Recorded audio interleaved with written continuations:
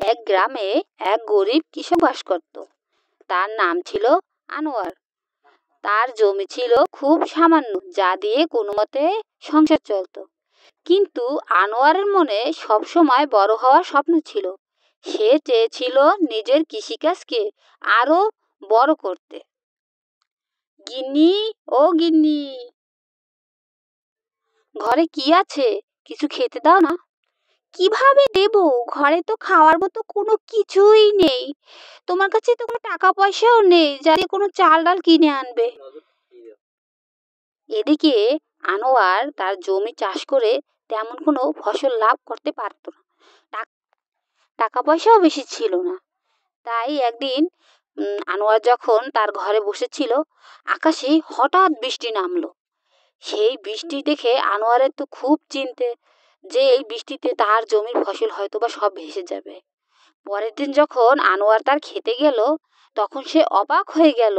ওমা, ফসল তো পেকে সব লাল হয়ে গেছে, সোনালি ফসল ধান ভর্তি। আনোয়ার খুব খুশি হলো। আরে বাহ, আমার ক্ষেতের ফসল তো আজকে ভরে ভরে উঠেছে। এত ফসল একদম পেকে গেছে। এখনই এগুলো বিক্রির ব্যবস্থা করতে হবে। আমাকে আজকেই শহর যেতে হবে। ও গিন্নি, তুমি তাড়াতাড়ি বস্তাটা দাও তো, আমার ধান কাটতে হবে, আমাকে আজকে শহর যেতে হবে। কেন গো, তোমার তো সবেমাত্র ফসল লাগালে। আরে বলো না, আশ্চর্য ঘটনা, আমার জমি সব ধান পেকে গেছে। আশ্চর্য এক বৃষ্টি হয়েছে, সেজন্য আমার জমির ধান সব পেকে গেছে। ও মা, এ তো খুব ভালো কথা। এরপর আনোয়ার তার সব ধান কেটে বস্তা নিয়ে শহরের দিকে গেল।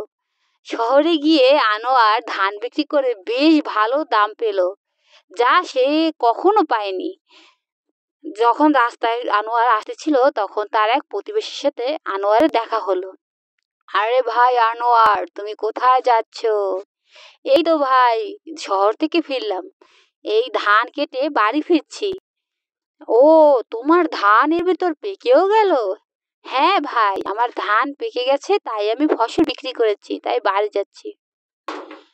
ও গিন্নি, গিন্নি দেখো, আমার কত লাভ হয়েছে এবার, আমার ফসলে তো টাকায় ভরে গেছে। উমা, তাই নাকি?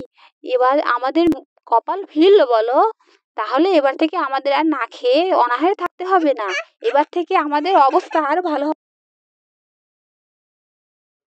এরপর থেকে আনোয়ার ফসল তোলার পর সঠিক সময় বাজারে বিক্রি করে ভালো দাম পায়। সে গ্রামের বাইরে বড় বাজারে তা ফসল বিক্রি করতে শুরু করে।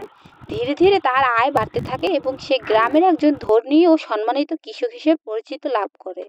সে তার অর্জিত অর্থ দিয়ে আরো ভালো জমি কিনে চাষবাস শুরু করে।